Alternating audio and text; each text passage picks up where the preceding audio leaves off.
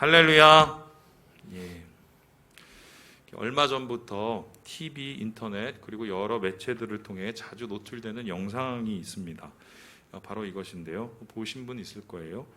이게 S사 이게 스마트폰 광고입니다. 여기서 보는 이 카피를 자세히 보면 is good, good enough 이렇게 얘기하는데요. 직역을 그냥 하자면 지금 좋습니까? 충분히 좋습니까? 뭐 이런 말입니다. 이 광고 카피만 봐서는 어떤 제품의 이 CF인지 전혀 알 수가 없는데요.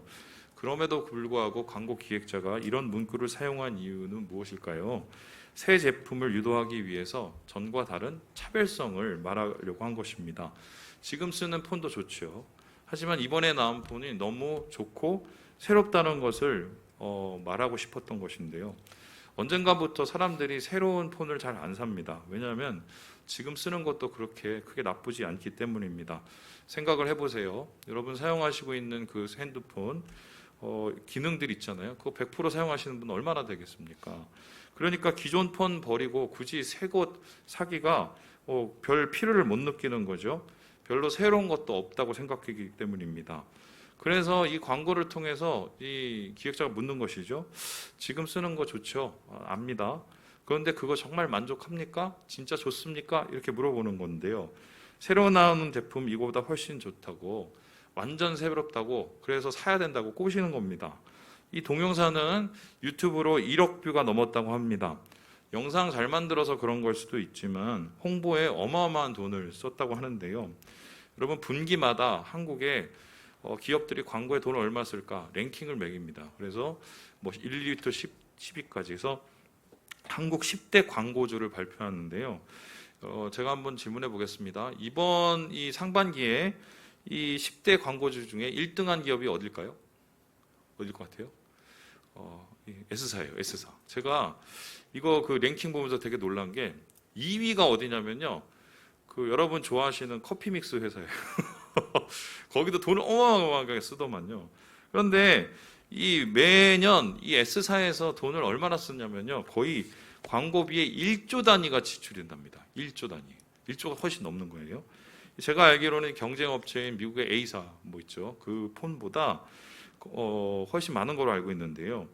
그 중에서 제일 광고비를 많이 지출하는 이벤트가 이와 같은 이 새로운 제품을 출시하는 언팩 이벤트입니다. 11일인가요? 이 S사에서 스마트폰 2021 언팩 이벤트를 했는데요. 새 제품 출시하면서 구매 욕구 자극하기 위해서 최대한의 모든 것을 쏟았습니다. 어떻게든 설득해서 사게 만들려는 것인데요. 그 설득 방법 중에 제일 좋은 게 뭐냐면 이거 정말 새롭다. 이거 정말 좋다. 이거 말하는 겁니다. 더 새롭고 더 좋은 것을 마다할 사람은 그리 많이 없기 때문입니다. 목사님 아닌데요. 저는 익숙한 게 좋은데요. 이렇게 말하시는 분 있겠는데요. 새로운 것에 적응하기가 불편해서 하시는 말씀이죠. 하지만 그 불편함보다 새로운 것을 통해서 만족이 더 크다는 것을 느끼게 되면 이분들조차도 과감히 버립니다. 새 것을 사게 됩니다. 이게 새 것의 유혹이라고 하겠는데요. 지금은 더 그 유혹이 심해지지 않았을까? 왜입니까? 안 그래도 일상이 다람쥐 쳇바퀴인데 코로나 터지고 나서 더 갑갑한 일상이 진행되고 있습니다. 몇 개월이면 끝날 줄 알았는데 이 답답함이 지금 2년이 다 되어 갑니다. 이 가운데서 우리는 점점 지쳐가고 있지요. 새로운 것을 목말라 하고 있습니다. 영적인 문제도 마찬가지가 아닌가 싶은데요. 제가 극단적인 예를 하나 드리겠습니다. 이 목사님들 예입니다. 제가 한 번은 목사님들하고 모임을 한 적이 있어요. 그 중에 한 목사님이 선배분이시는데 선배 목사님 그런 소리를 우스갯소리로 하더라고요. 목회는 뭔지 알아? 버티는 거야. 이렇게 얘기하는 거라고. 그런 말씀만 하면서 사람들이 막 웃었어요. 근데 그 얘기에 다른 목사님이 말씀을 더 거들었는데요. 그래도 새벽 기도만 안 하면은 괜찮더라고요. 이렇게 얘기를 하시더라고요. 여러분 이게 뭔 소린가 그때 싶었는데 지금은 무슨 말인가 제가 좀 공감이 되는 부분이 있어요. 목사로서 죄송한 얘기지만 한 주가 너무 빠르고 한 주가 너무 지루한 때가 많습니다. 왜냐하면 일상은 반복되고 머릿속에서 해결되지 않는 부담감이 있기 때문인데요. 한 주 동안 제 안에 계속해서 되뇌는 이 고민의 말이 있어요. 뭐냐면 이번 주에 무슨 설교를 해야 되나? 이겁니다. 주일 설교를 애써 준비하고 마치면 수요 설교를 머릿속에 또 고민을 합니다. 수요일 날 뭐 하지? 수요일 설교를 마치면 또 다시 주일 설교를 고민해요. 주일날 뭐하지? 이러면 한 주가 가요. 그리고 매일매일 새벽마다 강단에 대한 부담이 있어서요. 뭐 그런 것들이 때로는 되게 제 마음을 힘들게 할 때가 있습니다. 참 하나님한테 벼락 맞을 소리인데 솔직히 쉽지는 않아요. 제가 솔직히 말씀드리면요. 주님의 말씀이 꿀보다 달다. 항상 새롭다. 시편 기자가 이런 고백을 하지 않습니까? 저는 이 말에 100% 공감을 아직 못하겠더라고요. 하나님의 말씀은 새롭고 귀하다는 데는 제가 적극적으로 동의는 하지만 그 말씀을 대하고 있는 제가 별로 새롭지 않기 때문입니다. 10년은 더 목회해야 돼야 그 맛을 알는지 잘 모르겠어요. 하지만 목사가 이렇습니다. 반복되는 일상 속에서 제 자신과의 싸움이 그치지 않고 그 싸움 속에서 지쳐가기 때문인데요. 목회를 하지 않는 분도 비슷한 고민을 할 거라고 저는 생각합니다. 오히려 더 치열하죠. 더 간절하죠. 여러분의 삶이 그만큼 대단하기 때문인데요. 반복되는 직장생활, 그리고 이어지는 긴장들, 별로 달라지지 않는 일상과 고민들, 그 속에서 우리는 참 지쳐갑니다. 지쳐갈수록 새로움에 대한 소망이 점점 간절해집니다. 그래서 이제 제가 지난주에 한 주 동안 계속해서 마음속에 되뇌인 기도 아닌 기도가 있었어요. 틈날 때마다 하나님 앞에 어떻게 기도를 했냐면 하나님 새롭게 하소서, 새롭게 하소서 이렇게 하여튼 몇 번을 얘기했는지 모르겠어요. 그러면서 오늘 이 본문인 전도서를 다시 읽기 시작했습니다.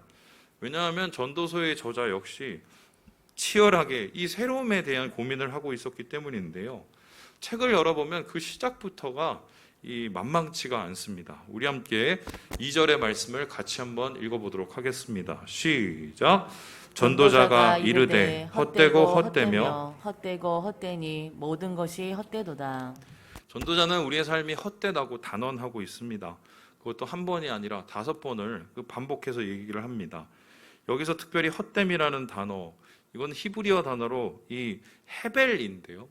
헤벨은 다음에 보는 것처럼 전도서에만 총 37회가 반복되고 있습니다. 그 뜻을 얘기하자면 원래 뜻은 수증기, 그리고 숨, 이것이에요. 보이지 않는 것이죠. 그런데 이 헤벨은 생각보다 이 의미가 확장이 되는데요. 이것이 비유적으로 사용되기 시작하면 인생의 덧없음으로 시작이 되고 비어있다, 무의미하다, 불합리하다, 가치도 없다 이런 뜻으로 확장되게 됩니다. 나름 제가 이러한 모든 총체적인 뜻을 담을 수 있는 그런 연산되는 것이 무엇일까 그 이미지를 생각을 해봤는데 한 가지가 떠오르더라고요. 신기루 아시죠? 신기루. 여러분 신기루는 무엇입니까? 잡으려 해도 잡히지 않는 것이죠. 저기 분명히 있는데 가면 없어요. 결국 사라지게 됩니다. 그런데 진짜 신기한 게 뭔지 아십니까?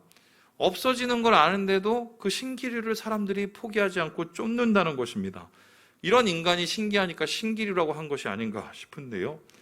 인간이 그 삶이 신기루와 같지 않습니까? 우리의 열심 노력 그리고 기대와 욕망과는 다르게 반대로 우리 인생이 끝날 때가 많이 있습니다. 여러분 그 많은 재산을 가지고 엄청난 권력을 가진 사람조차 그 끝을 보세요. 신기루같이 아무것도 없을 때가 많지요. 말 그대로 빈손입니다. 지금 전도자가 인생의 헤벨이라고 말하는 이유가 바로 이것인데요. 수고해도 아무리 노력해도 얻는 것이 없고 빈손이기 때문입니다.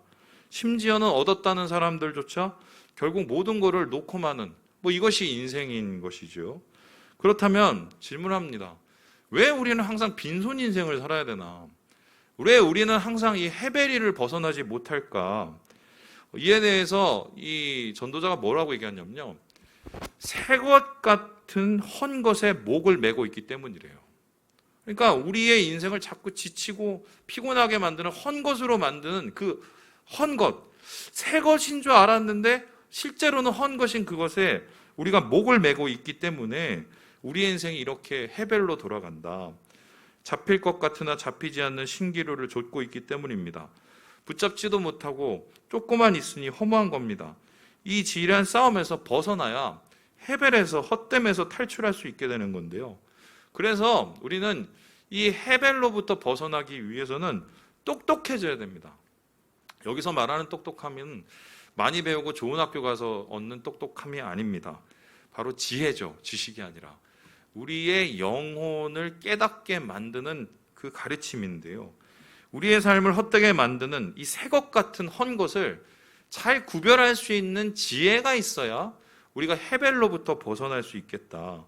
안 그러면 우리 인생이 헌 것, 지치고 피곤한 것이 돼버리기 때문입니다. 다행히도 본문에서 전도자는 이 해벨에서 벗어나는 새 것 같은 헌 것을 구별하는 법을 우리에게 이야기를 하고 있어요. 그는 이미 많은 시행착오를 통해서 이것을 구별해낸 것 같은데요. 그렇다면 어떻게 새 것과 헌 것을 구별해낼 수 있을까? 본문은 여기에 대해서 세 가지로 정리를 하고 있습니다. 우리 같이 한번 읽어보겠습니다. 시작. 반복되는 것. 그러니까 새 것 같은 헌 것을 감별하는 첫 번째 방법이 반복되는 건 새 것이 아니래요. 아무리 새 것처럼 보여도 그것이 예전에 있었고 그것이 다시 반복되면 그건 새 것이라고 말할 수가 없다고 합니다. 우리 함께 10절의 말씀을 읽어보겠습니다. 시작. 무엇을 가리켜 이르기를 보가 이것이 새 것이라 할 것이 있으랴. 우리가 있기 오래전 세대들도 이미 있었느니라. 전도자는 우리 인생을 이 물, 땅, 해, 바람, 강물 이 네 가지 창조와 비교해서 설명을 하고 있는데요. 이 네 가지 창조의 공통점이 무엇이냐? 변한 것 같지만 변한 것이 없는 무한 반복이라는 것입니다. 해는 아무리 찬란하고 아무리 여러 가지 변화무쌍해 보여도 결국은 동쪽에서 떠서 어디로 집니까? 서쪽으로 집니다. 여러분 바람 어떻습니까? 막 세차게 불고 무슨 태풍이 몰아오고 아무리 난리를 쳐봤자 때가 되면 없어집니다. 이게 벗어날 수 없는 이들의 이 원래 모습이죠. 여러분 강물은 어떠합니까? 대지는 어떠합니까? 홍수가 나고 지진이 나도 결국 강은 바다로 흘러내려가고 땅은 그곳에 버티고 있기 마련입니다. 주기가 있죠. 변하는 것 같지만 변하는 것이 없습니다. 전도자는 사람의 인생도 비슷하다고 말하는데 솔직히 말씀드리면 우리의 인생은 이 네 가지 창조보다 훨씬 하찮다고 말을 하고 있습니다. 여러분 우리가 역사를 공부하죠. 역사를 공부하는 이유가 뭡니까? 이 역사를 통해서 교훈을 얻기 때문입니다. 왜 역사가 교훈이 될까요? 반복되기 때문이에요. 100년 전에 하는 일을 지금 똑같이 하고 있고 500년 전에 하던 일을 인간이 똑같이 하고 있기 때문인데요. 있던 얘기가 지금 얘기가 되기 때문에 과거의 얘기에 관심을 갖는 것입니다. 하지만 이와 같이 반복되는 것, 여러분 이걸 새롭다고 얘기할 수 있겠습니까? 새 것은 절대로 반복되지를 않습니다. 제가 얼마 전에 이 바지를 사러 매장을 갔는데요. 제가 사러 가는 데는 딱 정해져 있습니다. 온라인에서 사든지 아니면 밀락동에 있는 큰 그 창고형 매장 가서 제가 사요. 거기가 싸고 또 이렇게 품질도 좋아서 하는데 갔다가 최신 유행 바지를 하나 샀어요. 청바지였는데 품질도 좋고 사람들이 사니까 같이 따라 샀어요. 그걸 사고 집에 와서 제가 되게 웃었어요. 왠지 아세요? 집에 와보니까 제가 옛날에 입었던 바지하고 똑같은 거예요. 30년 전에. 지금은 그거를 배기 바지라고 얘기하는데 배기 팬츠라고 했는데 30년 전에 그걸 뭐라고 얘기를 했냐면 디스코 바지라고 그랬어요. 그냥 바지단만 좀 다르지 거의 비슷해요. 달라진 거는 뭐냐? 제가 바뀐 거죠. 제 배가 는 거 외에는 똑같았습니다. 그런데 우리는 이 바지를 새로운 스타일이라고 말을 하지 않습니까? 그뿐입니까? 핵 인싸라고 그러죠. 소위 말해서 유행에 민감한 사람들. 여기저기 SNS를 옮기고 다닙니다. 옛날에는 싸이월드를 하다가 그 다음에 페북을 하다가 페이스북에서는 인스타로 갈아타고 최근에는 틱톡도 하고요. 그런데 따지고 보면은 이것들 새로운 것 아닙니다. 그냥 매체만 바뀐 거예요. 소통의 매체죠. 예전에 우리 학교 때 생각을 해보세요. 우리 친구한테 그 손편지 써갖고 몰래 주거나 쪽지 껴놓거나 아니면 비행기 날리거나 이거를 그냥 우리 폰으로 지금 하고 있을 뿐인 건데요. 여러분 왜 우리가 창조했다고 생각하는 것들은 대부분 반복되는 것일까요? 인간의 한계 때문입니다. 무에서 유를 창조할 수 없기 때문이죠. 인간은 창조가 결국 유에서 유로 바뀌는 것인데요. 이것을 창조라 할 수 있겠습니까? 정확히 말하면 또 다른 소비일 뿐입니다. 바지, SNS, 문화의 얘기일까요? 우리의 삶은 어떻습니까? 지금 애타게 붙잡으려고 하는 그것 누군가 다 했던 겁니다. 누군가 했던 수고를 똑같이 하고 그 실수를 반복하고 있는 것입니다. 그래서 전도자는 여기에 목매지 말라고 얘기합니다. 그건 새로운 것 아니라고 얘기합니다. 그거는 헤벨이라고 얘기합니다. 반복되는 것은 우리의 인생 건다는 것은 결국 우리를 헛되게 만드는 것이라고 고발합니다. 그래서요, 똑똑하게 잘 분별해야 됩니다. 반복되는 것이 있다면 새 것이 아니기 때문에 우리를 지치게 만드는 것이기 때문에 과감하게 버려야 돼요. 그것을 내려놓아야 헤벨에서 탈출할 수 있다. 전도서는 우리에게 처음 이렇게 제시를 하고 있습니다. 두 번째로 전도서에서 말하고 있는 새것 같은 헌결을 구별하는 법이 뭘까요? 우리 같이 한번 읽어볼까요? 시작. 무익한 것. 분명히 이야기합니다. 무익한 거는 새 것이 아니래요. 우리 함께 8절의 말씀을 읽어보겠습니다. 시작. 모든 만물이 피곤하다는 것을 사람이 말로 다 말할 수는 없나니 눈은 보아도 족함이 없고 귀는 들어도 가득 차지 아니하도다. 이 구절을 제가 조금 쉽게 풀어보겠습니다. 모든 만물이 피곤하고 지쳤다는 거예요. 왜 지쳤냐? 사람은 아무 말도 할 수 없고 눈은 보아도 족함이 없으며 귀는 들어도 차지 않기 때문이다. 말 그대로 만족이 없으니까 만족 없는 거를 계속 반복하니 지친다는 것입니다. 쫓고 쫓아도 유익이 없고 채우고 채워도 만족이 없는 것, 이건 새 것이 아니고요, 아무 의미가 없는 것이라고 말을 하고 있습니다. 우리 한번 가정을 해보겠습니다. 어떤 사람이 세상에서 생전 처음 보는 걸 만든 거예요. 이거는 있던 게 아니라 정말 무에서 유를 만든 그 창조물이에요. 그것을 딱 갖다 놓은 거예요. 자, 이거 봐라. 내가 정말 무에서 유를 창조했다. 이렇게 얘기를 한 거예요. 자, 그러면 사람들이 그것을 와서 봅니다. 뭐 그것을 이렇게 평가하겠죠. 그런데 따져보니까 아무리 새로워도 이게 나하고 별로 상관이 없는 거예요. 나한테 별로 만족이 안 되는 거예요. 나한테 별로 유익이 없는 거예요. 그러면 그때부터 그것은 어떻게 됩니까? 버려지게 되죠. 왜 그렇습니까? 새 것이 아니에요. 그건 새 것도 아니고 헌 것도 아니고 아무것도 아니기 때문입니다. 저는 이런 비슷한 예가 바로 지금 불고 있는 가상화폐가 아닐까 싶은데요. 여러분, 이 사람들이 여기에 목을 매는 이유가 여기가 이게 미래를 여는 새로운 신세계라고 생각하고 뒤처질까봐 여기에 이제 목을 매요. 그런데 잘 생각을 해보면요, 좀 생각이 좀 달라지게 되는데요. 여러분 아시는지 모르겠지만 가상화폐라고 그러면은 여러분 비트코인만 생각하는 경우가 있거든요. 근데 비트코인이 아닌 그 후발주자의 코인을 알트코인, 대체 코인이라고 해요. 그런데 그 대체 코인이 얼마나 되는지 아세요? 몇 가지나 되는지 아세요? 10,000개가 넘어요. 그 엄청나게 많아요. 심지어는 그 대체 코인 중에는 김치 코인이라는 것도 있어요. 김치 코인. 왜 그렇게 졌는지 잘 몰라. 근데 김치 코인이에요. 자, 그런데 흥미로운 건 사람들이 비트코인뿐만 아니라 이 알트코인에 더 목숨을 걸고 있어요. 비트코인은 이미 올라왔기 때문에 이게 새로운 기회가 열릴 수도 있다고 생각하기 때문입니다. 그런데 이 막연한 기대 심리, 생각을 해보세요. 형체도 없고 이유도 없습니다. 사람들의 심리와 욕구만 있습니다.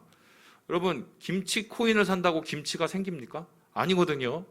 그래서 이거는요, 전문가들이 가상화폐에서 화폐란 말 빼야 된다고, 그냥 코인일 뿐이라고 이야기를 합니다. 돈도 아니고 아무것도 아니라는 것입니다. 어떤 사람이 영끌에서 투자했다가 하루아침에 빈손이 되었다는 얘기 들어봤을 것입니다. 나중에 알트코인, 이 사람 몇백 개, 몇만 개를 갖고 있는 한들 유익이 없으면 이거 아무것도 아닌 거예요. 아무 일도 일어나지 않는 것. 여기에 들인 수고가 그냥 다 헤벨, 헛된 것일 뿐입니다. 그럼에도 불구하고 사람들이 이를 포기하지 못하는 이유가 뭘까요? 목을 매는 이유가 무엇입니까? 아직 잡을 수 있다고 생각하기 때문입니다. 채울 수 있다고, 만족하게 될 것이라고 생각하기 때문입니다. 그런데 전도자는 말합니다. 거짓말이라고. 무익한 것은 그냥 무익한 거라고, 아무것도 아닌 거라고, 무익한 인생을 쫓는 그 삶은 결국 헤벨로 돌아갈 뿐이라고 이야기합니다. 여러분, 단순히 코인 얘기일 뿐일까요? 우리의 삶은 어떻습니까? 지금 여러분이 애쓰고 있고 수고하고 있는 것들, 여러분의 마음을 채웁니까? 여러분의 영혼을 채웁니까? 그것이 무익한지 유익한지를 나누는 기준은 결국 뭐예요? 우리의 영혼의 문제예요.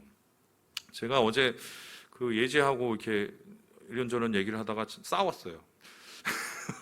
뭐 웃기죠? 뭐 한 나이가 40 차이가 나는데 싸워요. 근데 예지가 뭐 속상했는데 저한테 보내면 저한테 그러더라고. 엄마한테, 엄마, 난 20살 되면 독립할 거야, 이렇게 얘기를 하더라고요. 그래서 제가 그 얘기를 듣고, 그래, 난 찬성이야, 언제든지 나가라, 제가 그랬어요.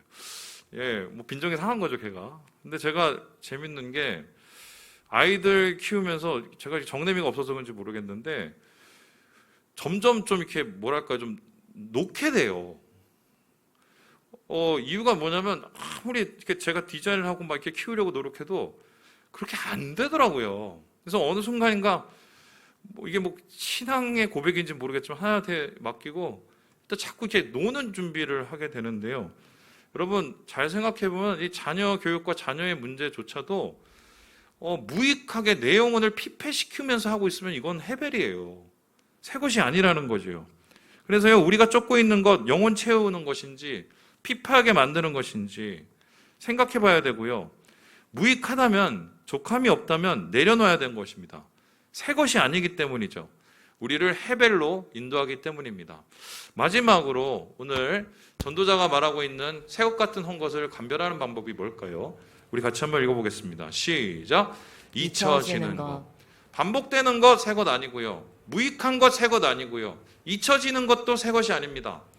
어차피 잊혀지는 것은, 사라질 것은 우리의 영혼에 일말의 도움도 안 되고 결국 이것은 우리를 또 다른 해벨로 인도하기 때문입니다. 우리 함께 11절의 말씀을 같이 한번 읽어봅니다. 시작. 이전 세대들이 기억됨이 없으니 장래 세대도 그 후 세대들과 함께 기억됨이 없으리라. 왜 사람들은 똑같은 실수를 반복할까요? 반복되는 헛된 짓을 왜 우리가 할까요? 그것은요, 우리 영혼에 기억상실증이 있기 때문입니다.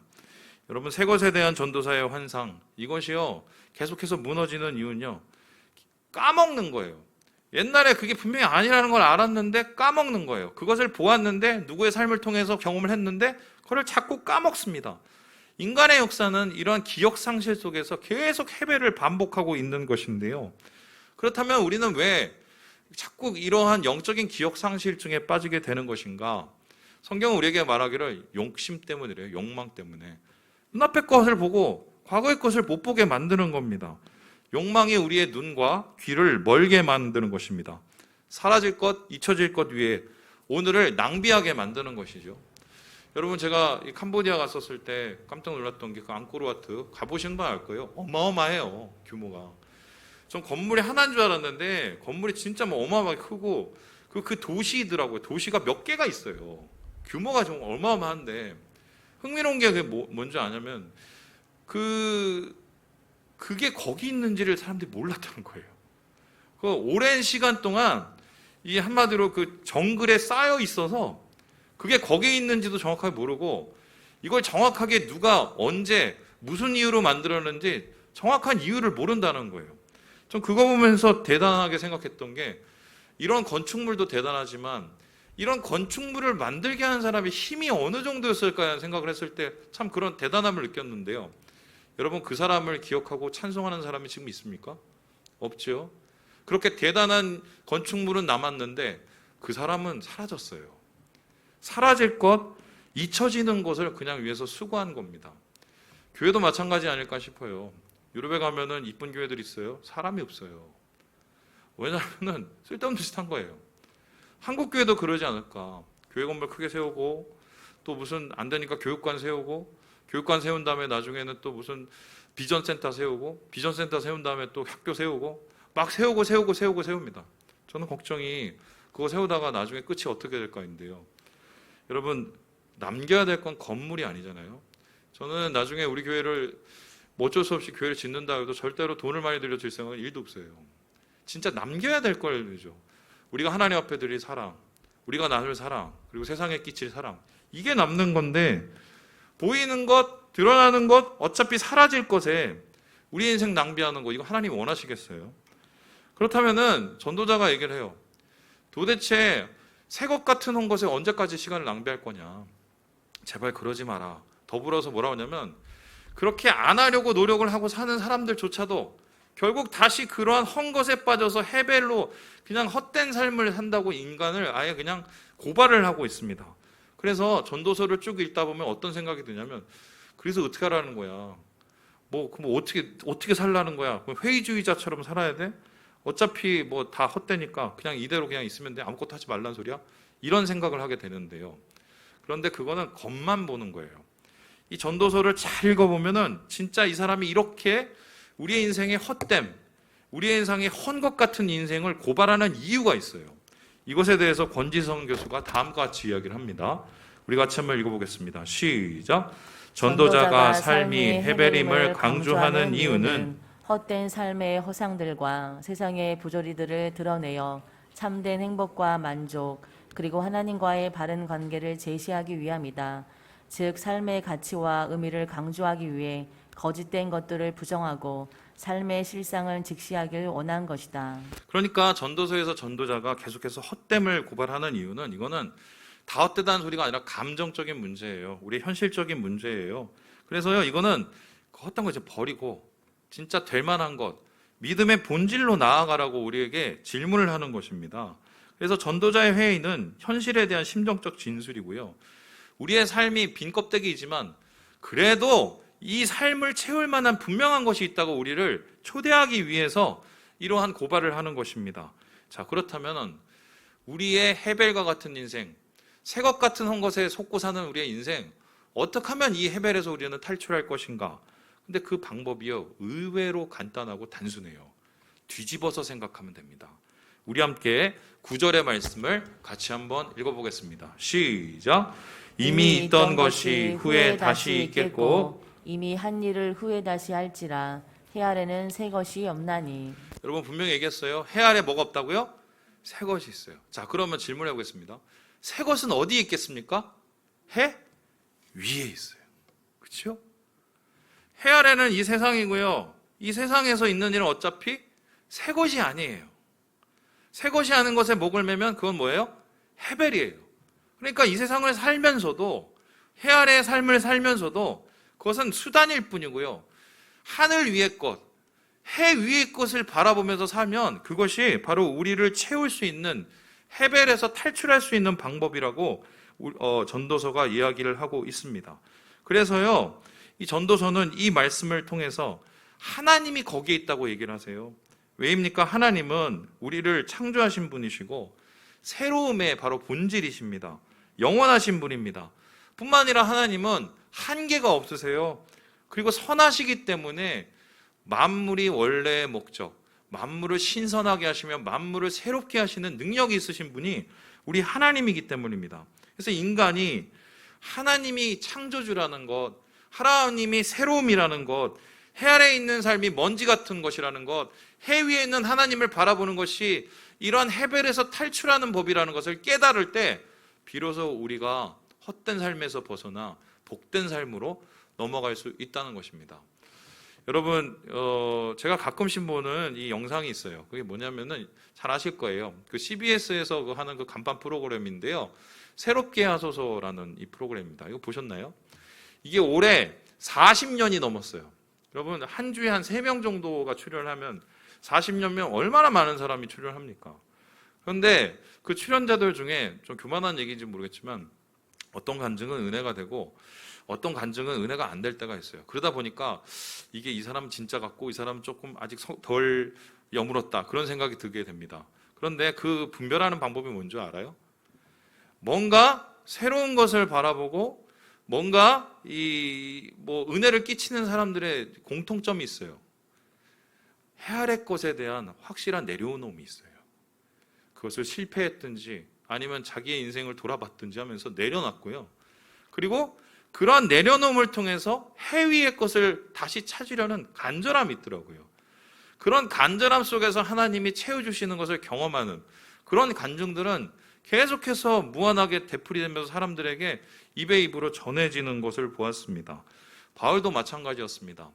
그의 삶은 인간적인 모습으로 봤었을 땐 헤벨에 가까워요. 왜요? 잘 살다가 못 살게 되고 인정받다가 매맞게 됐어요. 하지만 그가 자기 자신의 삶을 헤벨이라고 하지 않는 이유가 무엇입니까? 골로새서 3장에 다음과 같이 이야기를 합니다. 우리 같이 한번 읽어보죠. 시작. 그러므로 너희가 그리스도와 함께 다시 살리심을 받았으면 위의 것을 찾으라. 거기는 그리스도께서 하나님 우편에 앉아 계시느니라. 저희가 다시 살아났기 때문이라고 하고요. 그 거듭남의 그 증거가 뭐냐면 나는 해 아래 것을 안 찾고 어디 걸 찾아요? 위의 것을 찾는다고 그래요. 지금 나 여기 살고는 있지만 이 속에서 위의 것 찾는 삶을 포기하지 않기 때문에 내 인생은 새롭고 내 인생은 절대 헛된 것으로 끝나지 않는다고 바울이 우리에게 이야기를 하고 있습니다.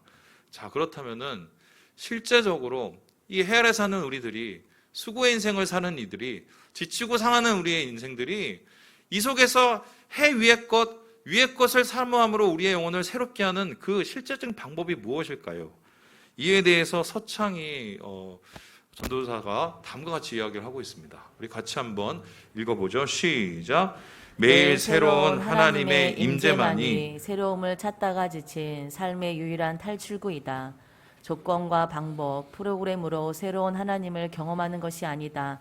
지금 그 말씀, 지금 그 방법, 지금 그 직장 속에서 하나님의 임재를 사모하는 마음에 집중해야 한다.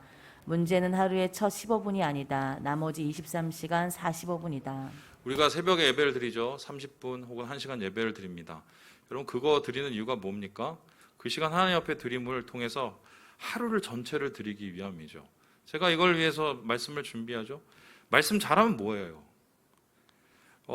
제가 오늘 여러분에게 잘 준비한 말씀을 한번 전한다고 쳐봅시다. 여러분이 감동을 받았어요. 그럼 뭐해요?